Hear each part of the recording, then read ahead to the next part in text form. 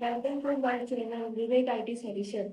Today we'll learn about what is data type. इस video में हम जानेंगे कि डेटा टाइप्स क्या होते हैं और उसे कैसे डिक्लेयर करते हैं। तो let's start my video. Data type क्या है? डेटा टाइप कोई भी वेरिएबल को डिफाइन करने के लिए यूज किया जाता है। जैसे आपको बताना है कि मैंने जो वैल्यू दी है वो इंटीजर है, तो हमें से पहले डेटा टाइप बताना होता है कि ये इंटीजर है, ये स्ट्रिंग है, ये फ्लोट है। पाइथन में हमें ऐसा कुछ भी डिफाइन करने की नीड नहीं रहती है, फिर भी हमें पता होना चाहिए कि डेटा टाइप क्या होते हैं और उसे हम कैसे डिक्लेयर करते हैं। तो डेटा टाइप में पहले आता है इंटीजर। इंटीजर जो कि पॉजिटिव और नेगेटिव नंबर को रिफर करता है। जैसे आप एग्जांपल दे सकते हैं, मैंने एक वेरिएबल दिया है ए और उसमें वैल्यू दी है 1। मीन्स मेरे मेरे पाइथन में ए की वैल्यू 1 है, मतलब ये क्या हो गया, इंटीजर वैल्यू हो गई, ये न्यूमेरिक वैल्यू हो गई। सेम मैंने एक और वेरिएबल लिया है बी, उसमें वैल्यू दी है -200, तो इसका डेटा टाइप क्या हो गया, numeric value. Next data type हमारा आता है float. Float means decimal value को जो बताता हो या स्टोर करता हो। जैसे मैंने यहाँ पे एग्जांपल में आप देख सकते हैं, मैंने ए वेरिएबल में 1.23 वैल्यू दी है। मीन्स मेरा ये डेटा टाइप क्या हो गया, फ्लोट हो गया। सेम यहाँ पे एक और वेरिएबल दिया है बी और उसमें मैंने वैल्यू दी है 4.567, तो ये इसका मेरा डेटा टाइप क्या हो गया, फ्लोट। अब हम नेक्स्ट डेटा टाइप देखते हैं, स्ट्रिंग। स्ट्रिंग क्या होता है, कोई भी लेटर, वर्ड, सेंटेंस को स्टोर करता हो, उसको क्या बोलते हैं, स्ट्रिंग। और स्ट्रिंग हमेशा डबल कोट्स में लिखी जाती है। जैसे आप आपकी स्क्रीन में एग्जांपल देख सकते हैं, मैंने एक वेरिएबल लिया ए और उसमें क्या लिखा है, कैपिटल ए। कैपिटल ए किसमें लिखा है, मैंने डबल कोट्स में लिखा है। तो मैं जैसे डबल कोट्स में वैल्यू लिखूंगी तो उसे पाइथन क्या लेगा, एज अ स्ट्रिंग लेगा। नेक्स्ट एग्जांपल आप देख सकते हैं बी। बी में मैंने क्या लिखा है, पाइथन। पाइथन में क्या लगाया मैंने, डबल कोट्स। डबल कोट्स लगाया है, मतलब ये क्या हो गई, मेरी स्ट्रिंग हो गई। इसका डेटा टाइप क्या है, मेरा स्ट्रिंग। Next Boolean. बुलियन क्या होता है, ट्रू और फॉल्स। दो कंडीशन हम चेक करते हैं, या तो सही या गलत। ये हम कहाँ पे यूज करते हैं, जहाँ पे हम लॉजिकल ऑपरेशन यूज करते हैं। जैसे कोई कंडीशन सही है या गलत है, वहां पे हम ट्रू और फॉल्स चेक करते हैं। ट्रू और फॉल्स चेक करने के लिए हमें, जैसे आप एग्जांपल देख सकते हैं, मैंने a is equal to true लिखा है। अब ये भी है स्ट्रिंग वैल्यू, बट हमें इसे डबल कोट्स में लिखने की जरूरत नहीं है, क्योंकि ये सिर्फ ट्रू और फॉल्स बताएगी। तो इसको हम एज अ स्ट्रिंग ट्रीट नहीं करेंगे, ये as a boolean data type treat होगी, ट्रू और फॉल्स। नेक्स्ट डेटा टाइप हमारा लिस्ट। पाइथन में ये नया डेटा टाइप आता है, लिस्ट।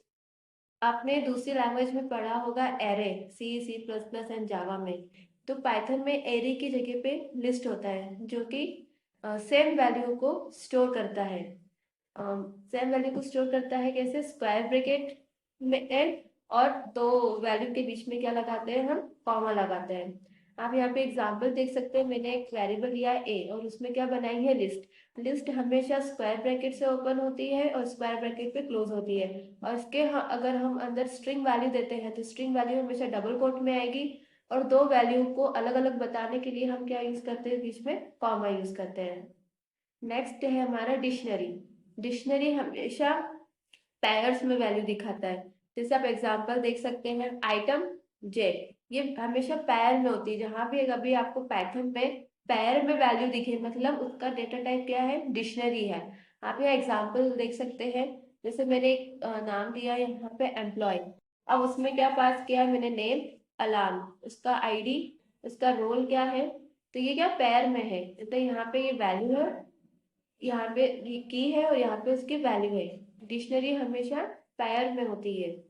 नेक्स्ट है हमारा टपल।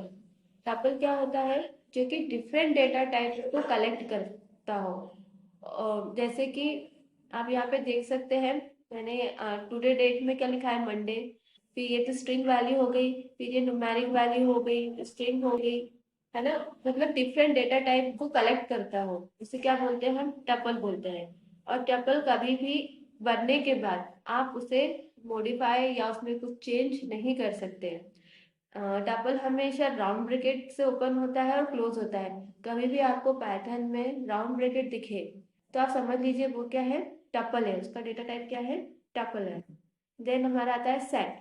सेट भी टपल की तरह है, ये हमेशा कर्ली ब्रैकेट से ओपन होता है, कर्ली ब्रैकेट पे क्लोज होता है। डिफरेंट डेटा टाइप हम इसमें स्टोर कर सकते हैं, बट बस डिफरेंट ये है कि हम इसमें मॉडिफाई कर सकते हैं।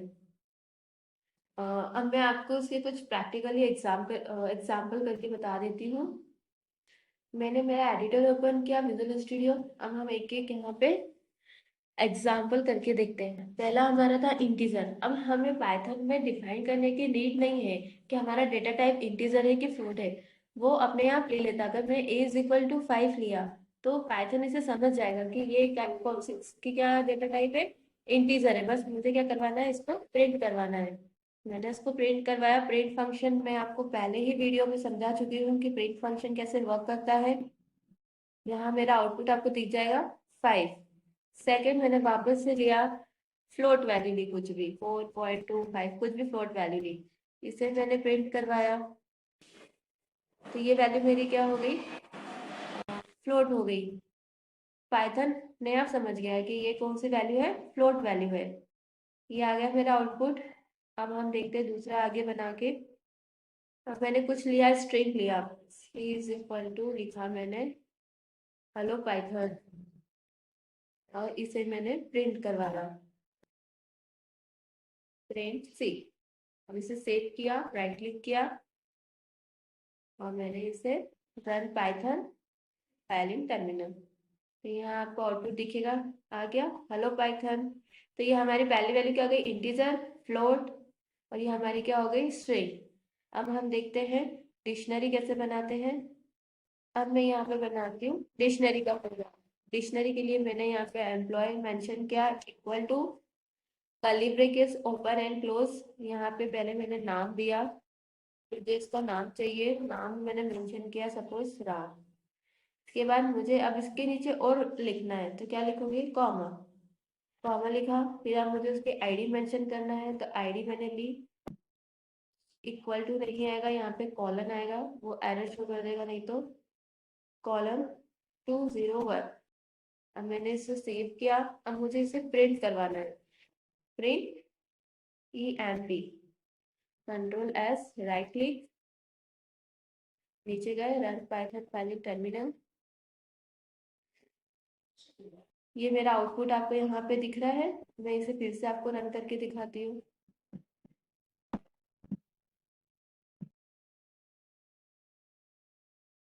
ये देखिए आउटपुट आ गया, नेम राम, ID 201। तो डिक्शनरी हमेशा किस में आती है, पेयर फॉर्म फॉर्म में आती है। ठीक है। अब हम बनाते हैं list. List same type of data collection. जैसे मैंने a इज इक्वल टू लिया, अब इसमें मैंने सारे इवन नंबर लिए, 2, 4, 6, 8, ये सारे मेरे क्या हो गए, even number. Same type of value को कलेक्ट करने के लिए हम क्या यूज करते हैं, लिस्ट का यूज करते हैं, प्रिंट ए। ठीक है, इसको सेव किया, और इसको मैं क्या कर दूंगी, यहाँ पे रन कर दूंगी। दिख गया आपको, आउटपुट आ गया 2, 4, 6, 8। अब मुझे क्या करना है, इसको टपल बनाना है। टपल क्या कर होता है, राउंड ब्रैकेट से चालू होता है, तो मैंने इसे क्या चेंज कर दिया, राउंड ब्रैकेट में। अब टपल डिफरेंट डेटा टाइप को कलेक्ट कर सकता है। तो यहाँ पे तो मैंने इंटीजर दिया है, अब मैं यहाँ पे कुछ स्ट्रिंग दे देती हूँ, हेलो। फिर यहाँ पे कॉमा करके सेपरेट करके एक फ्लोट वैल्यू देनी। देखते हैं हमारा आउटपुट आता है कि नहीं। इसे मैंने राइट क्लिक किया, रन पाइथन पहले टर्मिनल। देखिए हमारा आउटपुट आ गया। अब मुझे बनाना है सेट।